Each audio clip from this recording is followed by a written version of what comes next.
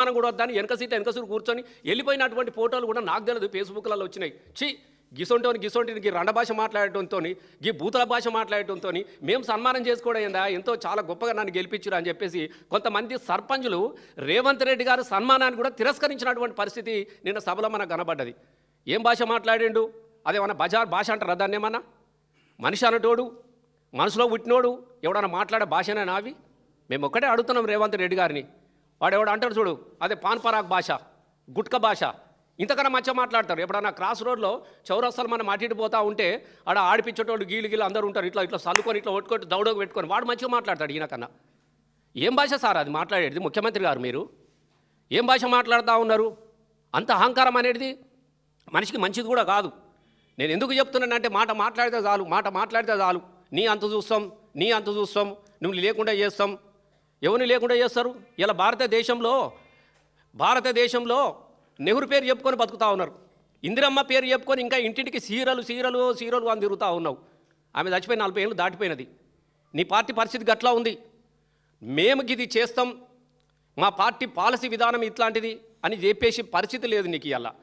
ఇలానట ఇట్లాంటి మొగానట ఇక తెలంగాణ తీసుకొచ్చినవాడు పార్టీనే లేకుండా చేస్తా అని చెప్పేసి మాట్లాడుతూ ఉంటే నిజంగా మాలాంటి ఉద్యమకారులకు మాకు నవ్వొస్తూ ఉన్నది. అసలు నీ పార్టీ ఉంటుందా చూసుకోమని మేము అడుగుతూ ఉన్నాం. యాడున్నది నీ పార్టీ? ఈ దేశంలో 29 రాష్ట్రాలల్లో ఎన్ని రాష్ట్రాలలో ఉన్నది సారు?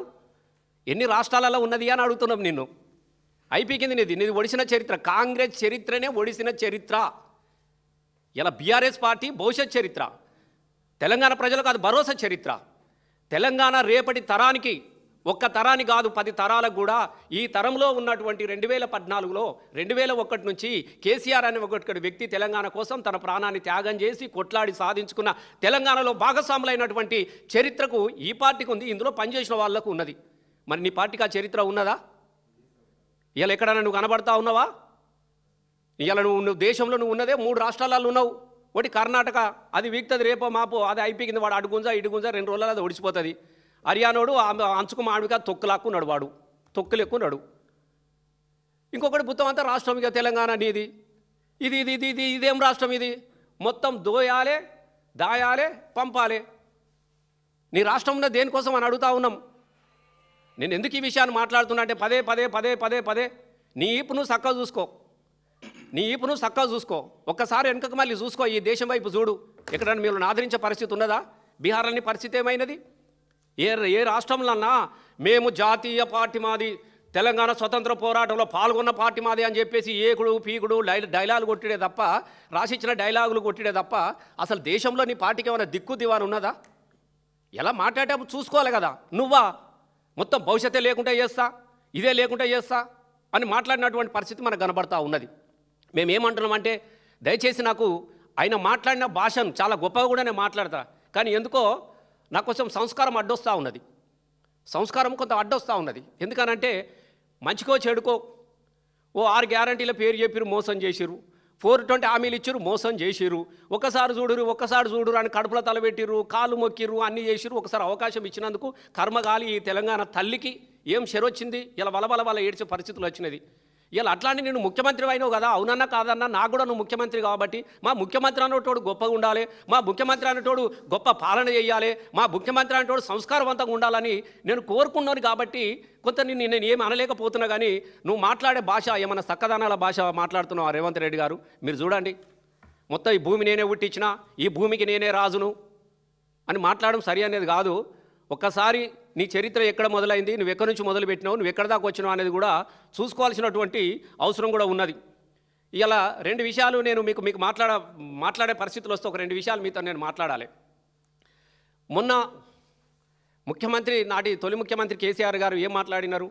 పాలమూరు నల్లగొండ, ఒకప్పుడు పల్లెదు మొలిసే పాలమూరులోన అని పాటలు పాడుకున్నాం.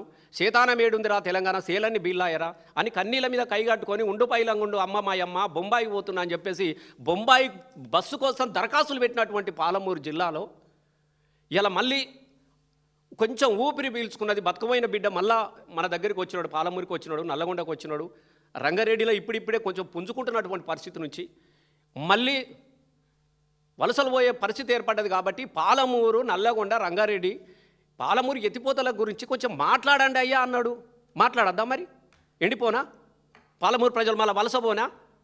నువ్వే అన్నావు కదా, ఓ ప్రతిపక్ష నాయకుడు సలహాలు స్వీకరిస్తాం, మరి ఉంటే వారి సలహాలు స్వీకరిస్తాం అని చెప్పినాడు. మరి కేసీఆర్ మాట్లాడిన దానిలో ఒకటి రెండు అటు పదాలు ఉన్నప్పటికీ ఉండొచ్చు. మరి ఆయన మాట్లాడిన మంచిని కూడా నువ్వు తీసుకోవాలి కదా. అట్లాంటి పెద్ద మనిషి గురించి ఎంత నీచమైన భాష మాట్లాడినావు రేవంత్ రెడ్డి గారు మీరు అనొచ్చు నా సార్. అది అంత అహంకారం ఏంది నీకని మేము అడుగుతా ఉన్నాం. జాబ్ ఇస్తాడట ఈయన కేసీఆర్ గారికట. షేక్ మస్తాన్ ఉన్నాడు షేక్పేట్లో, అక్కడ జాబ్ ఇస్తావా? ఇది నీ అహంకారం? నువ్వెంత, నీ బతికెంత, నీ విలువెంత? ఆయన కాలి గోరికున్నటువంటి విలువ కాదు మిస్టర్ రేవంత్ రెడ్డి, గుర్తుపెట్టుకో. ఈ తెలంగాణ రాష్ట్రాని కోసం తన పదవిని త్యాగం చేసి తన ప్రాణాన్ని పరంగా పెట్టి 14 సంవత్సరాలు అనేకమైనటువంటి అవమానాలు ఎదుర్కొని అనేకమైనటువంటి పోటారాటాలు ఎదుర్కొని చివరికి తన ప్రాణాన్ని త్యాగం చేసుకొచ్చి పార్లమెంటుని ఒప్పించి తెలంగాణ రాష్ట్రాన్ని సాధించినటువంటి వ్యక్తి. ఇలా ఆ వ్యక్తి పోరాటం చేసినప్పుడు నువ్వు ఏడవన్నావు? నేను అడుగుతున్నా నిన్ను. ఎక్కడన్నా జై తెలంగాణ అన్నవా? తెలంగాణ అనే పదాలు నీకు తెలుసా? ఒక్కడన్నా ఒక్క తెలంగాణ ఉద్యమకారుని పేరు నువ్వు చెప్పగలవా? మాట్లాడేటప్పుడు ఉండాలి. ఇలా తెలంగాణ రాష్ట్రం వచ్చింది కాబట్టి నీ ముఖానికి ఒకసారి వచ్చి ఇలా తెలంగాణ ముఖ్యమంత్రి అయినావు. ఇలా అదే లేకపోతే నీ బతికేంది ఒకసారి నువ్వు ఆలోచించుకోమని చెప్తా ఉన్నాం. మాకు అనరాదా? ఆ పెద్ద అంతా అగౌరవంగా మాట్లాడినావు కదా, మాకు కూడా అనొస్తున్నది. అంటే చాలు పేగులు మెడకేసుకుంటాం అని చెప్తా ఉంటావు కదా. మరి ఆ పేగులది క్లీన్ చేసే జాబ్ కూడా ఉన్నదట. ఎందుకంటే నీకు పాలించే శాతం అయితే లేదు సార్. నీతో అయితే లేదు. నీకు పాలన వస్తలేదు, ఎట్లా పరిపాలించాలో తెలియదు, ఏం చెయ్యాలో కూడా తెలియలేని పరిస్థితులు ఉండి ఏం చేస్తున్నావు? ఎవడన్నా తెలివిగాలోడు ప్రశ్నిస్తే చాలు వాడిని అరెస్ట్ చేయాలి, వాని మీద సోషల్ మీడియాలో బూతులకు పురాణాలు పెట్టియాలి, లేకుంటే బెదిరియాలి. నీకు పాలన వస్తలేదు, నీకు పరిపాలన చేత కాలేదు కాబట్టి ఇవాళ ఇట్లాంటి భాష మాట్లాడుతాం. దాని నుంచి కప్పిపుచ్చుకోవడానికి కోసం ఇలా కేసీఆర్ను టార్గెట్ చేయాలి. పాలమూరు నీళ్ళ గురించి అడగద్దంటే కేసీఆర్ను టార్గెట్ చేయ. మొన్నటిదాకా ఓటు మాట్లాడినావు. ఇలా మేము అడుగుతా ఉన్నాం, మేము కూడా అంటున్నాం సార్ నువ్వు కూడా ముఖ్యమంత్రి కదా, మేము ఇట్లా అనగానే నీకు బాధ అనిపిస్తుండొచ్చు. మరి కేసీఆర్ గురించి తెలంగాణ తీసుకొచ్చిన సార్ గురించి మాట్లాడితే మా గుండెలు ఎంత అవిసిపోతున్నాయి. నిన్ను కూడా మేము అడుగుతూ ఉంటున్నాం. మరి అక్కడ క్లీన్గా ఉన్నదట. నీకు ముఖ్యమంత్రి పాలన చేతనైతే లేదు కదా. మస్తాన్ దగ్గర పేగులు క్లీన్ చేయడం స్టోర్ దొరకలేడట, వాడు దెంక పీకిండట. నువ్వైతే మంచిగా క్లీన్ చేస్తావు కదా, పేగులు క్లీన్ చేస్తావు, మంచిగా బోటి మెడలు వేసుకొని తిరుగుతూ ఉంటావు. నీకు కూడా ఇంత బోటి పెడతాడు, సాయంత్రం పూట సప్పరించుకుంటా నువ్వు చేసుకున్న కార్యక్రమాలు నువ్వు చేసుకో సార్. మంచిగా బోటి మెడలకు వేసుకో, అందరికీ మెడలెత్తా పేగులు మెడకెత్తా అని ఎక్స్పర్ట్ వాట కదా నువ్వు ఆ పనే చేయి. మరి నీకు కూడా మస్తాన్ రెడీగా ఉన్నాడు ఇప్పుడు చాలా. ఎందుకంటే బోటి చాలా పెద్దది కదా, పేగులు ఈకలు తీయాలంటే చాలామంది కావాలి. ఆయన కూడా వెయిట్ చేస్తున్నాడు సార్. మాట్లాడేటప్పుడు సంస్కారం ఉండాలి కదా రేవంత్ రెడ్డి గారు. మీకు ఇదా నువ్వు మాట్లాడేది? ఒక ప్రతిపక్ష నాయకుడు ప్రశ్న వేస్తే జవాబు చెప్పాలి శాతనైతే. నువ్వు దాన్ని విడిచిపెట్టుకొని వ్యక్తిగతమైనటువంటి దూషణాలు హరీష్ అన్న గురించి మాట్లాడుతూ ఉంటాడు.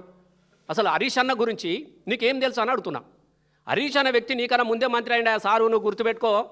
ఓ అని అడుగుతున్నావు. నీ ముఖానికి ఏమన్నా మంత్రి అయినా అవే నువ్వు? ఏదో ఆ ముసలోళ్ళు ఉన్నారు, శాతగానోళ్ళు ఉన్నారు కాబట్టి సడుకున గుంజుకొని కూర్చున్నావు తప్ప నీకు అసలు ఆ కాంగ్రెస్ వాళ్ళు సక్కనోళ్ళు అయితే నువ్వు ఇక్కడ దాకా అత్తువా సారు? ఇజ్జత్ ఉండాలి. అసలు కాంగ్రెస్ పేరు తీయడానికి నీకు అసలు విచిత్రమైన పరిస్థితి కనబడుతుంది. పాపం వాళ్ళ అమాయకత్వాన్ని ఆసరగా చేసుకొని వాళ్ళ ఈపుల మీద కూర్చొని ఇష్టం ఉన్నట్టు మాట్లాడుతూ ఉన్నావు సారు. రేవంత్ సారు ఒకటి మాట్లాడాలి. నీకన్నా ముందుగానే మంత్రి అయిండు హరీష్ అన్న. తెలంగాణ కోసం రాజీనామా చేసిన మంత్రి పదవిని వదులుకున్నాడు హరీష్ అన్న. తెలంగాణ కోసం 4 సార్లు రాజీనామా చేసినాడు హరీష్ అన్న. అట్లాంటి హరీష్ అన్న గురించి మాట్లాడతావా నువ్వు? హరీష్ అన్న జై తెలంగాణ అన్న రోజున నువ్వు ఎవరికి జై కొట్టినావు? చంద్రబాబు కొట్టలేదు జై. చంద్రబాబు సంకల దూరలేదు. తెలంగాణ అడ్డుకున్నటువంటి చంద్రబాబు గారి దగ్గర బంట్రోతులాగా పనిచేసిన నువ్వు తెలంగాణ కొట్లాడినటువంటి వీరుల గురించి నువ్వు మాట్లాడొచ్చునా? ఆకాశం అంతే. ఎస్